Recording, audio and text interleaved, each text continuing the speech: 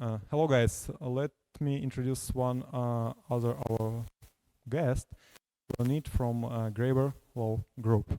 Leonard, can you please tell our audience about your company and about services you can provide for startups, investors, or whatever?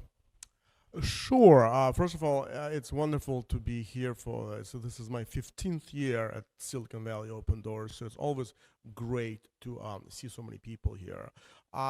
So I'm the founding partner at Grayver Law Group. We represent startups and venture capital funds. I've been doing this in Silicon Valley for over 20 years. I've had about 400 or 500 startups that have come through me. A lot of them have succeeded, some have not. But we offer basically a wide array of services, from company formations to investments to patents, trademarks, and patent litigation, trademark litigation, basically everything a startup needs. About good 50% of my clients come from former Soviet Union, Ukraine, Russia, Belarus. And I wanted to say that in the last year, things have really started to get better. Probably like in 2014 to 2017, things were really going poorly for the companies from that part of the world. In the last couple of years, actually in the last year, we've had some really wonderful exits. One of my clients, Nginx, was sold for $670 million. One of my clients, Real Time Board, raised a $25 million round. My company, WallArm, raised a $15 million round. I had a couple exits, again, with sort of companies from Russia and Ukraine in the $20 to $30 million range to, large Silicon Valley players. So things are really looking good. So, if you guys are thinking of, expanding to the United States or raising money in Silicon Valley, really this is the right time to do that. Thank you for this answer. And my question is, let's say my startup located in Ukraine, and now I'm going to expand to the US. What threats, what I can expect as a CEO or co-founder or founder of startup, and what documentation, what shall I prepare for you to be represented here in USA? Well, anybody who wants to do business in the United States needs to have a company here. It's impossible to do business or raise money in the United States if you don't have a US-based company. So 99% of the time, it's a Delaware corporation, and it's going to be a very standard corporate setup.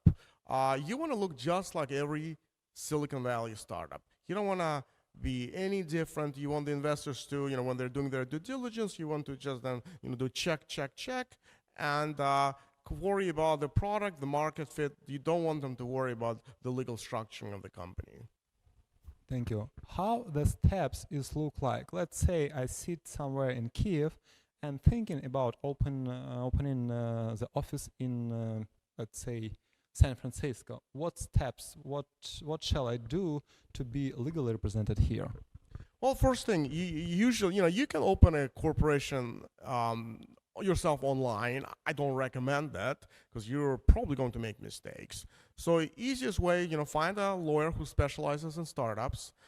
Usually a full Silicon Valley setup, at least, with my firm charges $2,000. Other firms charge anywhere between $2,000 and $5,000. So it's not that much. And you usually get everything, everything you need to start working in the United States. You don't need a visa. You don't need to have a U.S. residency. You can do everything remotely. The only issue is if you want to open a bank account, you probably need to come to the United States and walk into the bank in person with your passport.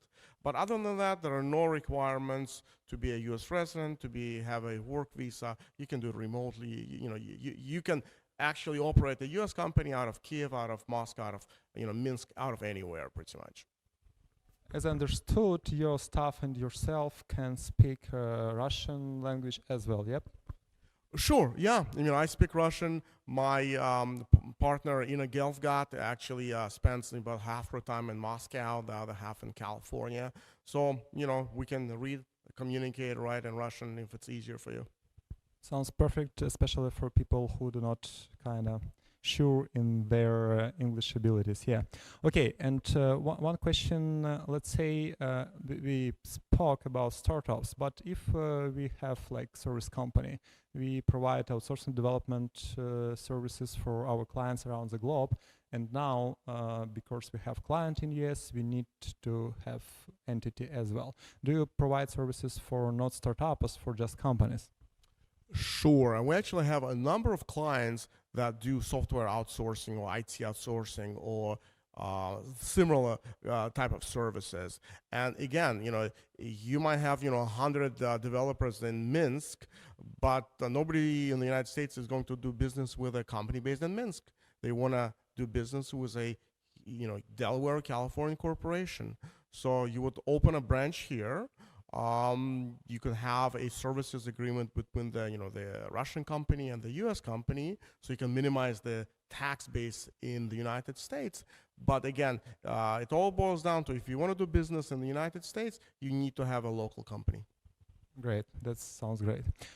One more question. You told that it will cost from $2,000 per interaction of opening the account, opening the company, but do you provide services like support, I mean legal support? Because there are a lot of back and forth conversation stuff that need to be signed off, and people kind of scared, technical guy, geeks, they're probably very good at coding some software, but they kind of not sure how to do with legal stuff. Can you please tell our audience if you provide any services of supporting from the legal point of view? Yes, we provide a full range of legal services. That basically anything that a company which generates under $50 million in revenue needs, we can cover it. So our lawyers provide patent services, IP services, litigation services. We have partners that provide immigration services.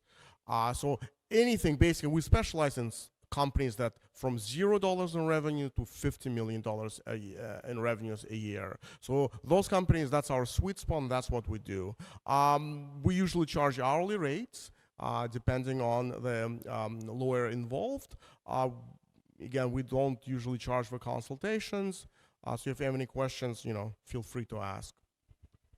Thank you. How people or companies can reach you out in terms of get some consultations or some service you provide? Good question. I usually prefer to get referrals, so I know who that person is, who I'm dealing with. But if you don't know anybody who knows me, you can go on my website, grayverlaw.com, and send me an email, or just find me on LinkedIn, on any of the social media. And most likely I'll be able to respond quickly, and hopefully we can work together. Thank you, Leonard. Thank you for being with us. Thank you for giving us interview. I wish you all luck with your clients. Thank you very much.